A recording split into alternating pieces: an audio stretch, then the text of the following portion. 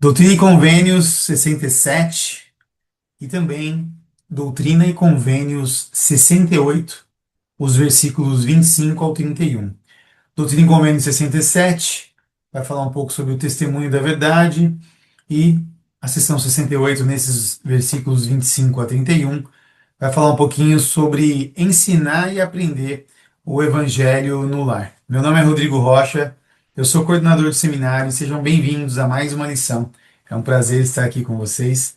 E é interessante porque hoje em dia, às vezes a gente pode sentir que o nosso testemunho, falando aqui sobre a sessão 67, né? Que o nosso testemunho está um pouco abalado, ou que não está crescendo, ou às vezes a gente nem adquiriu um testemunho ainda. Talvez nós nascemos, né, no convênio, somos desde pequenos da igreja. Então, essa lição inicial aqui vai ajudar a gente com isso, né? Com essa parte. E depois a sessão 68, que está aí, né? ah, Sobre aprender, e não só aprender, mas também ensinar o evangelho no lar. É muito importante. Às vezes a gente pensa, não, só lá na igreja que a gente faz as coisas ali, que a gente aprende o evangelho.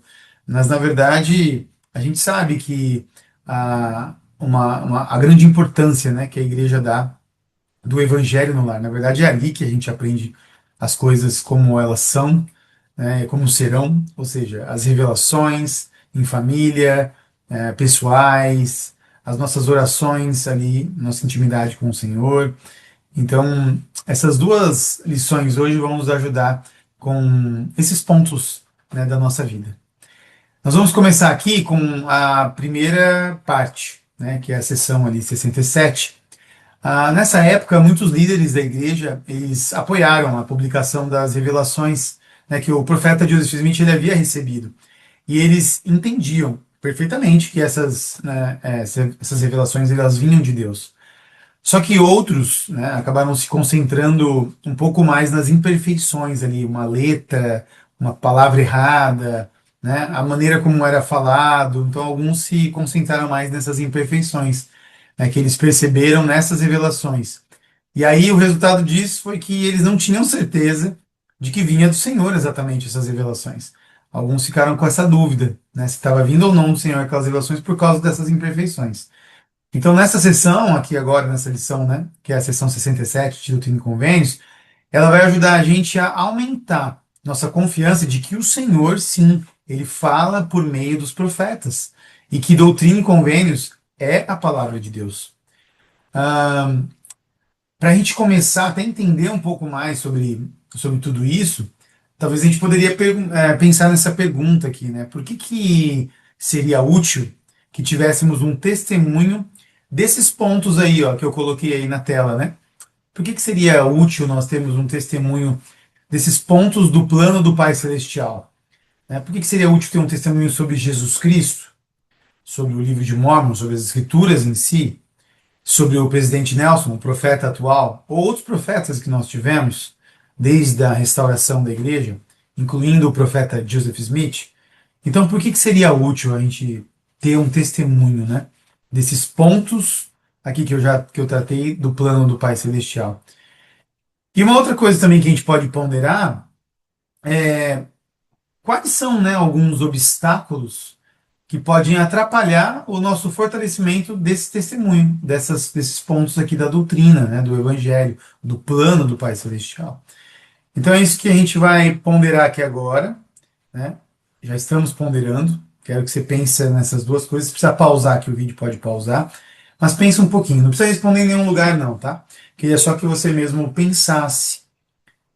Por que é útil, né? Por que é importante a gente ter um testemunho desses pontos da doutrina? E mais ainda, né? Por que seria útil que nós tivéssemos um testemunho de cada item, um por um ali, né? E quais são os obstáculos? Tem algum obstáculo que está te impedindo, que está te bloqueando ali para receber um testemunho dessa verdade? Que nós temos profetas vivos hoje, que o Salvador, ele é o nosso Redentor, que ele passou tudo por nós, né? E que o livro de Mórmon também é a palavra de Deus, que veio para nos ajudar a ter mais esclarecimentos, inclusive, né, sobre a, a doutrina de Cristo, né? Que junto com a Bíblia eles formam né, um testemunho forte, o testemunho da Bíblia, mas o testemunho do livro de Mórmon, né? Então são essas coisas que a gente precisa ponderar, né, e pensar. E conforme a gente for tendo essa lição, a gente vai aprendendo um pouquinho mais, tá bom? Bom, para ajudar ali naquela época, e também nós hoje, o profeta recebeu essa revelação, que a gente vai trabalhar um pouquinho aqui hoje, algumas escrituras, né? Para ajudar a gente a saber como que a gente então pode receber ou, né, ou né, tem um e ali, ou, né, fortalecer o testemunho. De repente você já recebeu, então como é que você fortalece esse testemunho? Então no final ali de 1831, o profeta Joseph Smith ele tinha ali essa coleção de revelações que veio do Senhor. Como eu disse, poucas pessoas tinham acesso, né, às cópias delas. Então o Senhor trouxe uma revelação a ele, que é isso que a gente vai tratar aqui um pouquinho agora, onde eles precisavam publicar um livro.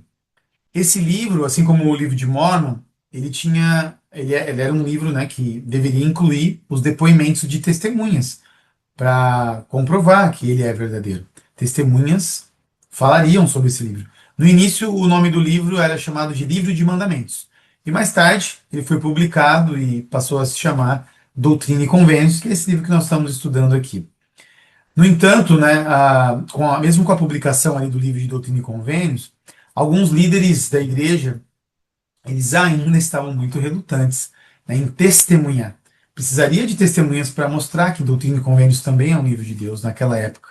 E ele é. Contudo, como eu falei, algumas pessoas, né, estavam relutantes, alguns líderes inclusive, né, em testemunhar. Eles tinham aquelas preocupações que na verdade eram coisas do homem natural, né, das nossas preocupações que são enganações às vezes até do inimigo, né? Porque eles estavam mais preocupados com a linguagem, a forma da escrita, né? Às vezes um erro ali, né? Gramatical, né? E aí eles queriam melhorar. Então eles falavam, vamos antes de publicar, antes de eu testemunhar aqui, vamos melhorar isso aqui. E na verdade eram as revelações como estavam ali, né? Então agora a gente vai poder ver um pouquinho aqui da seção 67, que vai explicar, né? Como receber e fortalecer um testemunho? Como que o Senhor ajudou com isso? Aqui no primeiro versículo, por exemplo, aqui o Senhor diz: eis aqui, escutai, ó élderes da minha igreja, que vos reunistes, cujas orações ouvi, e cujo coração conheço, e cujos desejos subiram a mim. Faltou uma parte ali, né? Mas aqui ele já está falando, olha, dando a atenção, né? Chamando a atenção dos élderes ali, dos líderes, né? Olha, escutai, élderes da minha igreja, vocês que se reuniram aí. As orações de vocês eu ouvi, e o coração de vocês eu conheço, e os desejos de vocês também eu conheço, subiram a mim. Então, mostrando que o Senhor conhece cada um, ele conhece pessoalmente cada um. Então, daí já vem uma parte para a gente entender como que a gente recebe e fortalece nosso testemunho. Bom, a gente já está vendo aí que o Senhor já deixou claro para eles que os conhece, que conhece as orações deles, não só deles, mas para nós também é válido isso. E olha o que ele diz aqui no versículo 2: olhai, meus olhos estão sobre vós, e os céus e a terra estão em minhas mãos, e as riquezas da eternidade são minhas e posso dá-las. Então ele mostra, né, que é todo poderoso, e o Senhor ele é todo poderoso, ele pode nos ajudar com qualquer situação, principalmente essa, né, de nós podermos fortalecer e aumentar o nosso testemunho e também receber um testemunho dessas verdades. Uma verdade, inclusive, né, que a gente pode aprender aqui agora sobre como receber e fortalecer o nosso testemunho é: o Senhor ouve nossas orações. Por favor, fixa isso na sua mente, tá? O Senhor, ele ouve nossas orações. Além disso, conhece nosso coração e pode nos dar um testemunho da verdade que buscamos. Isso é muito real, tá? É muito real mesmo. Se você tem alguma dúvida, tem algo que está aí, né? Dúvidas que são boas às vezes, são dúvidas que se você fica pensando, não, mas eu não, por exemplo, uma dúvida, eu não tenho um testemunho como dessa pessoa aqui. Bom, primeiramente, é importante a gente salientar aqui que a gente não pode ficar se comparando muito com pessoas, não. Não é bom isso. Na verdade, isso é errado perante Deus. A gente ficar se comparando com pessoas ou comparando o nosso testemunho com outras pessoas. Na verdade, a gente tem que comparar o nosso testemunho com nós mesmos, né? E com o Salvador, os exemplos da vida dele. Isso é o ideal. Tá, mas se você tem dúvida se você tem um testemunho ou não, se ele está crescendo ou não, saiba disso, ó, o Senhor ele ouve as suas orações. Você pode orar a ele para perguntar. Conhece o seu coração. Ele conhece, sim. E também ele vai te dar, ele pode te dar um testemunho à medida que você se concentrar em poder aumentar e receber um testemunho da verdade. Por causa disso, deixei essa primeira pergunta aqui, nós temos essa primeira pergunta para vocês responderem, tá? Lá em Doutrina e Convênios 67, o versículo 3, que é na sequência desses dois versículos que a gente leu, lá diz: E esforçaste-vos para crer que receberíeis a bênção que vos for oferecida, mas eis que em verdade vos digo que havia temores em vosso coração, e em verdade, esta é a razão por que não a recebestes. Então, às vezes, essa é uma forma que nos ajuda, né? A gente entender. Às vezes, o temor, né, ele pode nos atrapalhar, né, com algumas coisas. É ali que está falando ali na seção 3, na seção 67, versículo 3, né? Agora, a pergunta que você vai lá, tem um formulário que você vai colocar essa pergunta lá. Vai ter lá, pergunta 1, tá? Você vai colocar essa pergunta lá e depois embaixo disso vai ter uma resposta. Para acessar o formulário, está aqui na descrição do vídeo o link. Ou você pode pedir para o seu professor, tá bom? Então você vai lá e responde aí essa pergunta, tá? Por que você acha que os temores em nosso coração podem nos impedir de receber bênçãos do Salvador? Coloca lá a resposta da primeira pergunta. Não esquece de colocar seu e-mail lá também, os seus dados, né, a unidade que você frequenta, e também colocar o e-mail do seu professor, tá? É muito importante. Continuando aqui, o Elder Bedler, inclusive, ele faz um reforço sobre isso. Ele diz: podemos ser abençoados de modo a vencer nossos temores e fortalecer nossa fé ao seguirmos a instrução do Senhor. Buscai-me em cada pensamento. Não duvideis, não temais. Está na seção 6, versículo 36 de Doutrina e Convênios, né? Então é importante, olha só, que dica valiosa, né? O próprio Salvador nos deu aí, a instrução do Salvador. Ó. Buscai-me em cada pensamento, não duvideis, não temais. À medida que a gente vai acreditando, né, e nos concentrando nisso que o Salvador disse, a gente consegue, sim, receber muitas bênçãos dele. E algumas coisas a gente começa a perceber também na nossa vida. A gente vai ver que nosso testemunho está aumentando. Por exemplo, que a gente recebeu um testemunho novo de algo. Olha só, sobre o Evangelho. Agora também a gente vai ver um vídeo do Elder Soares que ressalta isso que o Elder Bedner falou. Vai ajudar a gente a entender melhor como receber e aumentar nosso testemunho da verdade. Prestem bastante atenção aí. Ciente de tudo que nos é necessário nesta vida, o Salvador nos convida a buscá-lo em cada pensamento e a segui-lo de todo o nosso coração. Isso nos dá a promessa de que podemos andar em sua luz e de que sua orientação impedirá a influência da escuridão em nossa vida. Buscar a Cristo em cada pensamento e segui-lo de todo o nosso coração requer que alinhemos nossa mente e nossos desejos aos dele. Essa atitude significa portarmos-nos com dignidade continuamente, em harmonia com o Evangelho de Jesus Cristo, e concentrar-nos diariamente em tudo o que é bom. Os profetas antigos e modernos têm nos lembrado constantemente de que devemos resistir à tentação a fim de não perdermos nossa força espiritual e nos sentirmos confusos, desorientados e desiludidos na vida. Metaforicamente falando, ceder à tentação é como aproximar um ímã a um objeto de metal. A força invisível do ímã atrai o objeto de metal e o mantém junto a ele. Para aqueles que, a despeito do motivo, caíram em tentação e estão enfrentando as consequências de seus atos indignos, asseguro-lhes que há um caminho de volta e que há esperança em Cristo. O ímã somente perde sua força magnética sobre o objeto quando o afastamos para longe dele. Portanto, assim como o ímã não consegue exercer poder sobre uma peça de metal que está distante, ao resistirmos à tentação, ela se desvanecerá e perderá seu poder sobre nossa mente e nosso coração, e consequentemente sobre nossas ações. Sei que ao seguirmos o exemplo de Jesus, evitaremos muitas tragédias e comportamentos indesejados que podem causar problemas e desavenças familiares, escravidão por vícios malignos e tudo mais que seja contrário aos mandamentos do Senhor. Convido todos nós a ouvir o Senhor em cada pensamento e a segui-lo de todo o coração, a fim de obtermos força e coragem para dizer não e vai-te a tudo que possa trazer infelicidade à nossa vida. Prometo-lhes que, se assim fizermos, o Senhor enviará seu Santo Espírito para nos fortalecer e nos consolar, e poderemos nos tornar indivíduos segundo o coração do Senhor.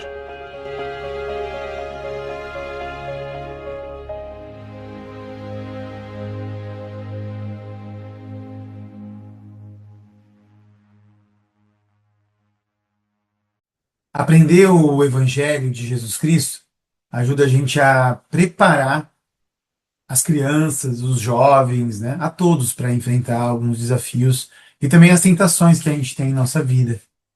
Com fé no Salvador, a gente consegue vencer isso. Por isso é tão importante a gente aprender e até mesmo ensinar o Evangelho de Jesus Cristo, porque também quando a gente ensina, a gente aprende.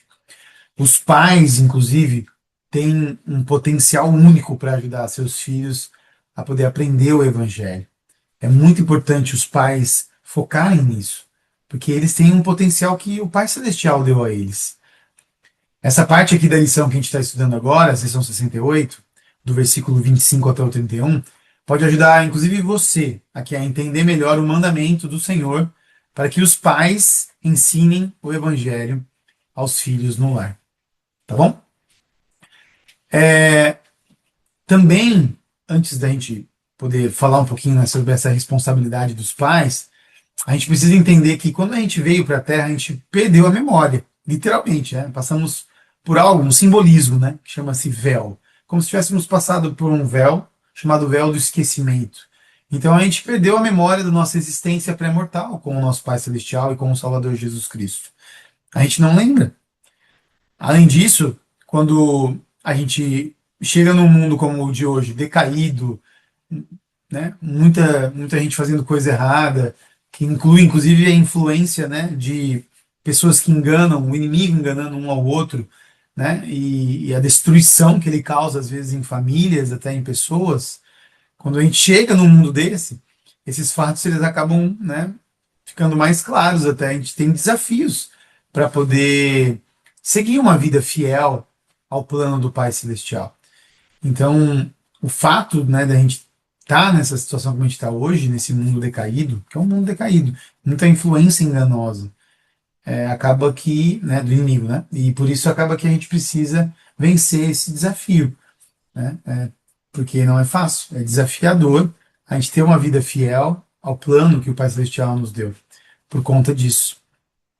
Por isso que a gente tem agora uma segunda pergunta, a gente tem que dar continuidade, para que vocês entendam melhor sobre isso que a gente está falando. A responsabilidade dos pais, a questão da gente estar num mundo diferente hoje, onde a gente precisa de ajuda do Pai Celestial. Então, a pergunta aqui, que você precisa responder lá no formulário, fala sobre quais são algumas coisas que o Pai Celestial deu para nos ajudar a aprender sobre ele e enfrentar os desafios aqui na Terra. Coloca lá. O que você pensa sobre isso? Né? Qual seria a sua resposta para essa parte aqui da pergunta, né? Da segunda pergunta. Então, não esquece, você vai colocar essa pergunta lá, tá? E depois põe a resposta na sequência. E também tem uma outra parte da resposta da pergunta aqui, né? Que você também vai dar uma resposta lá. De que modo você tem sido abençoado por qualquer uma dessas coisas? Então, tem algumas coisas que o Pai Celestial ele nos deu para ajudar a gente a aprender sobre ele e enfrentar os desafios aqui na Terra. E aí a gente quer saber também como é que essas coisas que ele deu, que você vai colocar aí, ó, ele me deu minha família, me deu o livro de Mórmon, me deu as escrituras da Bíblia, né? Enfim. Mas aí você também precisa explicar lá, né, como resposta, de que modo você tem sido abençoado com essas coisas, tá bom? Há uma grande variedade de situações familiares. Então, antes da gente falar aqui, né, das responsabilidades dos pais, até mesmo como a gente enfrenta esses desafios com um mundo tão conturbado hoje, é importante cada um de nós aqui agora entender que existe várias situações de família. Por exemplo, algumas famílias, vou dar um exemplo de um profeta famoso aqui, né? Algumas famílias, algumas pessoas, né? Como Nefe, ele nasceu de bons pais, né? Que se esforçaram para guiar ele, inclusive nos caminhos do Salvador. Agora, tem outros, por exemplo, aqui vocês conhecem também, o presidente Nelson, o Elder Bednar, que é do Quórum dos Doze, como o Elder Cook também, que é do Quórum dos Doze, eles cresceram com um ou um, né, ou dois, né, dois pais que não eram membros da igreja ou que não participavam ativamente da igreja, né? Então, esse foi o caso, por exemplo, do presidente Nelson, do Elder Bednar e do Elder Cook. Tinham pais que não eram membros da igreja ou um dos pais não eram membros da igreja, né? E ou também não participava ali, estava sempre ali na igreja, né? Outros, por exemplo, uma outra situação de família aqui, ó. O presidente Oaks. O presidente Oaks, ele perdeu um dos pais dele no início da vida dele. É difícil às vezes, né? Mas olha só, cada situação aqui que a gente está colocando, situações familiares diferentes, né? Para cada pessoa. Também, no caso aqui, nós temos os que perderam os pais, desculpa, cresceram longe, né, dos seus pais, né? Como é o caso de Moisés aí e também de Samuel. Eles cresceram longe, né? Longe dos seus pais. Uma outra situação de família. E também tem Abraão. Abraão, olha só, ele teve um pai que se esforçava continuamente para fazer o mal. Imagina, um pai que está ali toda hora tentando fazer o mal. Não só para o filho, mas para outros, né? Ensinando o mal. Então, a gente percebe que existem muitos tipos de situações familiares. Nós sabemos disso, é real, é muito real. Por isso, a gente quer aprender mais aqui com essa sessão de Doutrina e Convênios, que vai do 25 ao 31. Apenas esses versículos a gente está tratando aqui da sessão 68, né? E é importante a gente saber que cada revelação que o profeta Jesus Smith recebia era para uma situação também. Por exemplo, aqui no caso, eles estavam reunidos para uma conferência lá em Ohio.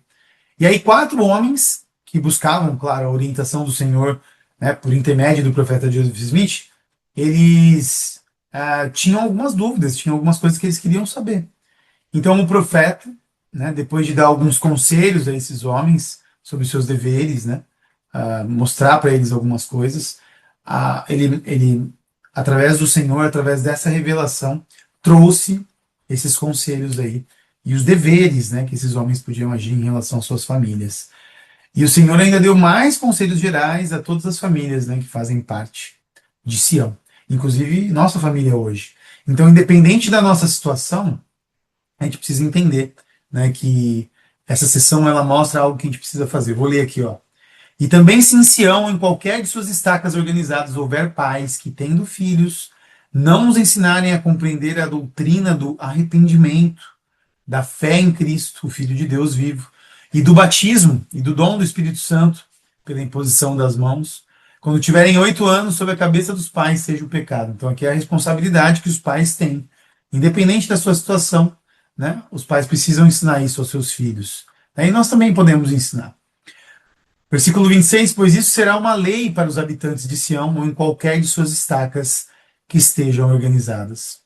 E seus filhos serão batizados para a remissão de seus pecados, quando tiverem 8 anos de idade. E aí vem uma revelação sobre a idade do batismo.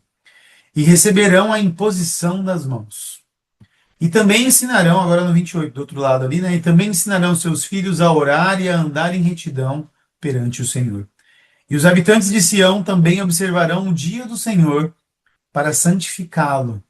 E os habitantes de Sião, se forem designados para trabalhar, também se lembrarão de fazer suas tarefas com toda fidelidade, pois o ocioso será lembrado perante o Senhor. Agora eu, o Senhor, não estou satisfeito com os habitantes de Sião, porque há ociosos entre eles, e seus filhos também estão crescendo em iniquidade. Também não buscam sinceramente as riquezas da eternidade, mas seus olhos estão cheios de cobiça, ou seja, com as riquezas desse mundo. É o que estava acontecendo naquela época. Será que está diferente de hoje em dia? Por isso, essas palavras que eu destaquei aí são muito importantes para a gente estar ensinando. Não só vocês, jovens, ensinarem uns aos outros, mas principalmente lembrarem os pais que essas coisas são importantes para nós. Arrependimento, fé em Cristo, batismo, dom do Espírito Santo, uma lei, né? Isso será uma lei para os habitantes de Sião em qualquer local, em qualquer estaca. Ser batizado, receber, né, o Espírito Santo pela imposição de mãos. O batismo ocorre após os 8 anos de idade. Essa é a revelação que foi dada ao profeta, não antes disso. Ensinar os filhos a orar, a andar em retidão, observar o dia do Senhor, o domingo, a fidelidade, olha só, ser fiel, né, ali, não ficar ocioso, ajudar, tá sempre buscando ajudar. Então são pontos de destaque aí. Tá, para isso, a gente separou aqui então agora a terceira pergunta para vocês responderem. Tem uma situação aqui, tá? Um jovem, ele teve uma juventude muito difícil. A gente falou aqui agora há pouco, né? Cada um tem sua situação familiar. Então, esse jovem teve uma juventude muito difícil. Quando ele foi jovem, muito difícil. E ele não mora mais com seus pais. É doloroso para ele pensar, inclusive, nos pais dele. Como? Agora a pergunta é essa. Você vai ali, pode voltar na escritura, você abre aí suas escrituras, então você responde lá. Lembre, você vai responder lá, você vai pôr essa pergunta lá, só a pergunta, tá? Não precisa pôr a situação, não. Mas põe a pergunta lá e depois responde lá no formulário também. Como Doutrina e Convênio 68, do 25 ao 31, pode ajudar esse rapaz a se preparar para o futuro e se aproximar mais de Jesus Cristo. Então responde lá. E chegando ao término aqui, né, da nossa lição, separei essa escritura aqui, que é João 14, 27. Deixo-vos a paz, a minha paz vos dou. Não vou lá dou como o mundo a dá. O único, jovens, que podem trazer paz é o Salvador. Pai Celestial, por intermédio, né, enviando o seu Filho amado, nos deu essa bênção de receber uma paz que é inexplicável. Às vezes você tem que explicar, não, eu estou sentindo uma paz, mas não dá para explicar essa paz, porque é uma paz que vem dele, não é uma paz comum, que é assim, eu estou sentindo um alívio aqui, está tudo bem agora, às vezes momentaneamente. Não, é algo que é duradouro, porque não é como o mundo dá, porque às vezes o mundo, ele tem uma forma de agir ali, de dar paz para nós, com coisas às vezes materiais, né? Acontece. Eu sei que ele nos ama muito.